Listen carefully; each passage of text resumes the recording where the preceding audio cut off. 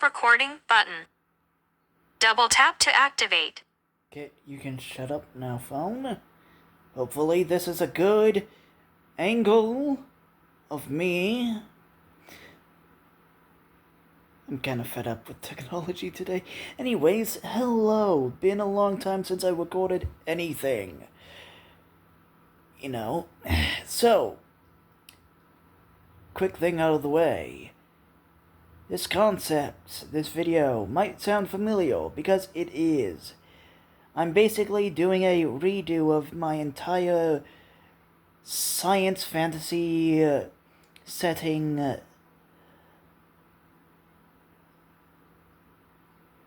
So, yes, there will be a new playlist.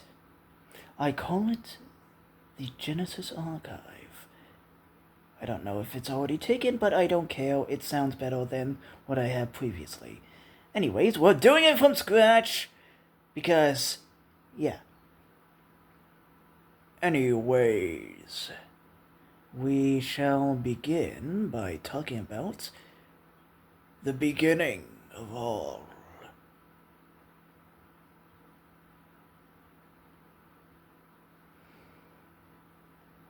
Okay, I guess I can spare. Large red circle Towsy TV, police car revolving light breaking, Islamic gangs take over London, UK police surrender. Jesus Christ. Stupid notifications. I'm not gonna edit it out. I don't edit anything because I just yap to my phone. Sorry. Anyways, I guess I could spare a quick introduction of what this is. I'm basically trying to world build a D&D like setting in space. Think of like a Star Wars like setting with hints of high fantasy like that of Lord of the Rings. Think of like a galaxy filled with your typical fantasy races that you would not look too out of place in, D&D or some stuff like that. But I know that it's been done. But unlike Starfinder and Warhammer 40k, there won't be an already pre-existing high fantasy version of this to base it off of. Its whole cloth has the science fantasy baked in. So, now that's out of the way, the beginning.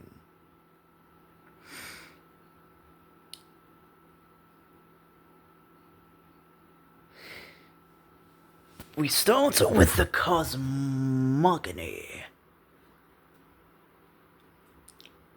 In the beginning, before there was anything, there was nothing. Well, not nothing per se, but a no-thingness. That which is all and none. The Abraxas field. Pure, untapped information, untapped potential. A platonic state of undifferentiated forms.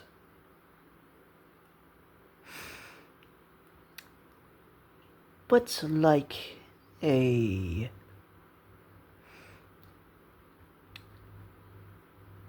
quantum state, like a qubit, it got observed by itself, and the wave function collapsed. What arose were two things. That of the manifested, Elo Ein Sof. To spell that would be E-L-O space EINSOF.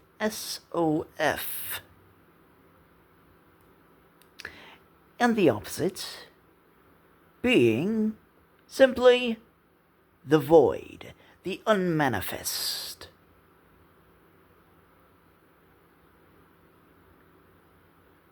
You're good so far? We'll continue. From the interaction between these two cosmic concepts, I would also like to say, to break it down, you can think of Elo as, in computational language, here's a 1. The void is a 0. Anyways, from the interaction of these two forces, rise primordials, great old ones, those of an ethereal nature and those of an abyssal nature. And when they come to clash, like matter meeting antimatter, they mutually destroy each other, releasing pure energy of some kind, which then crystallizes into the firmament, separating Elo from the void.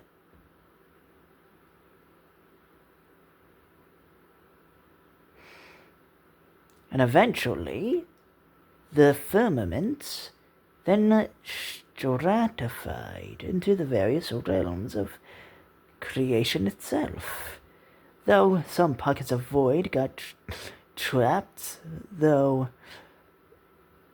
they will be important later. Cosmogony done. Hopefully I won't ramble as much in the next section.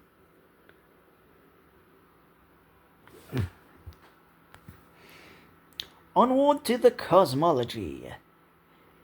If you want, you can view this as layered spheres, or just a series of rings.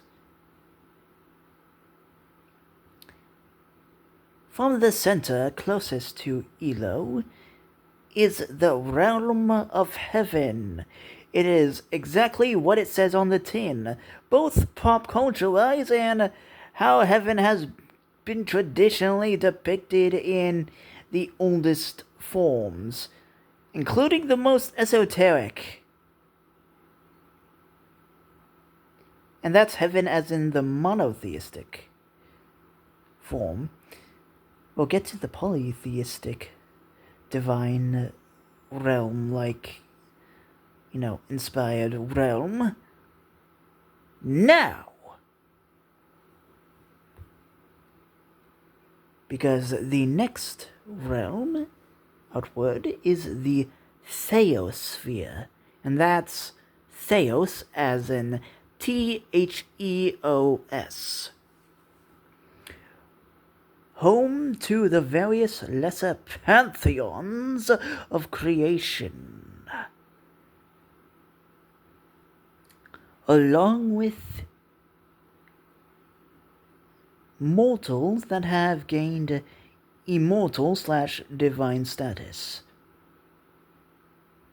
through various means. Think of this, like I said, the various celestial domains from various polytheistic pantheons, to give you a hint. Next layer is the spiritual plane, home to alchemical energies, spiritual beings, including that of spirit animals, along with the Fae, the Jinn. That's Jinn as Jinn, by the way, just in case transcript is a bit wonky, because I sound like I have a fucking speech impediment.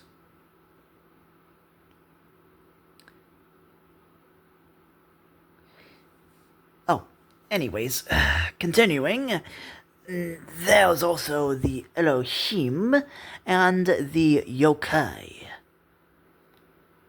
Within the spiritual plane are those captured bubbles of void, which, due to something that we'll talk about later, interacting with these pockets of void, cause them to become the various universes, yes, universes, it's a multiverse, of the material plane. Think of it like a thin film embedded within the spiritual plane, a thin film of bubbles trapped in pure energy, like bubbles in ice or amber. And of course, the material plane, I have a feeling, doesn't need that much explaining. Again, it says what's on the tin. Next up is the necrosphere, the realm of the dead, inspired by, well, realms of the dead from various cultures, excluding, the Abrahamic ones, because next up is hell.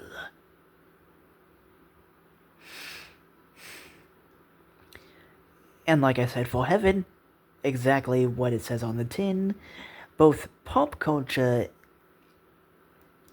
views of hell, and also traditional views of hell, Gehenna, whatever you want to call it, from the actual sources. And beyond it is just the void. So, yep. But we're not done with cosmology. No. Because shining from Elo to all the way to the void, representing something akin to like the Tao or something like that, is what is known as astral space. Think of it like the light of God itself spreading out and becoming, well, equalized somewhat, It's basically a balance between the two opposing forces, somewhat due to interacting with, shining through creation. To give you a better picture, imagine if the various layers of reality were panes of glass. Astral space, therefore, will shine through them like a beam of sunlight. And what is astral space? Well, you can think of it like a somewhat new version of the Abraxas field, pure information, both unifying the 1 and 0 aspects due to it being light spreading out into shadow. Pure cosmic spirit. And it is my excuse for FTL travel, FTL communication, and other dimensional space-time fuckery, including, but not limited to, possible teleportation technology, portal technology, stargates, and pocket dimensions, along with just general space-time manipulation if other elemental forces don't already do such. But also due to the fact that the various mortal beings of the physical plane like to send their information through this FTL medium, a sort of artificial plane is bound to emerge, that of cyberspace. To give you a clearer view of the digital realm, think of something like The Matrix or Tron. More leaning towards Tron than The Matrix with this one, because I like Tron.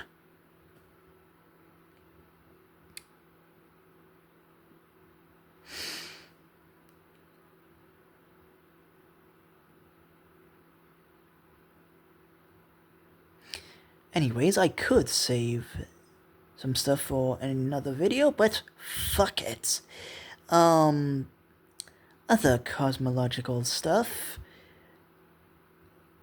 There's something called manifolds in space, which are where the boundary between two layers of reality are the thinnest,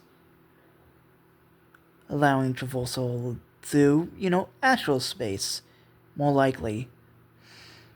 If you're not, actually trying to travel to another plane of reality, well, maybe cross your fingers and hope when you do an astral jump, you don't end up in hell or something like that. And within these regions of physical space, there are things called manifold worlds, which act as, gateways between two or more planes of existence. And if it acts as a gateway to every single layer of reality, borrowing astral space, because that would be the way to traverse these various planes, because it basically underpins everything, that would be called a nexus world. And also, the alchemical energies within in the spiritual plane. Now we get to my elemental system for magic. We begin with the supernal elements. The element of light, shadow, and the mixture of the two gives you spirit. From spirit, we get the classical elements of earth, fire/flame, wind/air, and water. And from these primary elements, you can mix them into secondary elements. Fire and earth gives you metal. Flame and air gives you lightning/thunder/electricity in general. Yeah. Wind and water give you the element of ice. And water and earth gives you wood. And since I drew inspiration not just from Western alchemy, but obviously Eastern alchemy as well, since I have 2 of the 5 elements included with the classical 4. There's a system of phases which deal with these 8 manifest elements.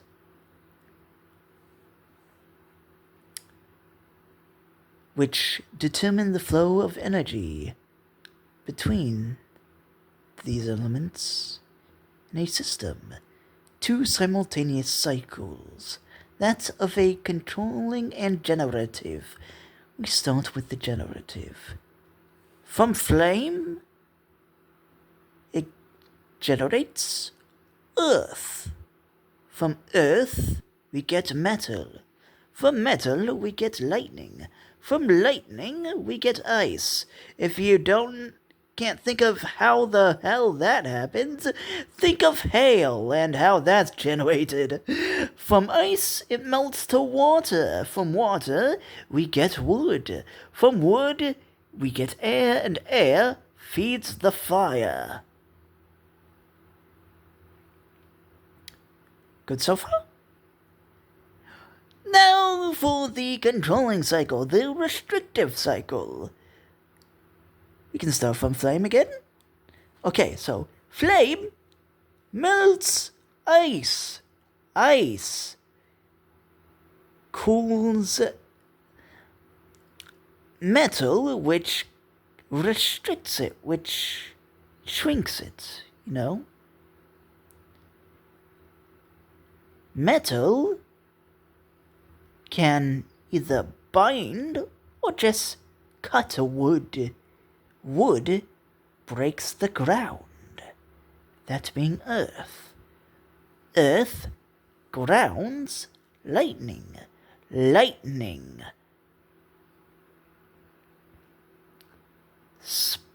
cuts through air. And wind can dry up water, or just take up moisture or whatever. And water obviously quenches fire. And so that's all that I can think to talk about with the broad strokes.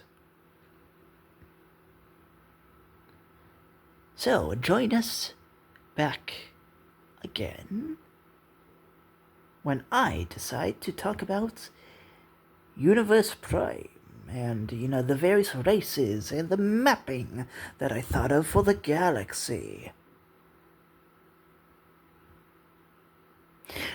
So stay tuned, and remember, you're welcome to the archive.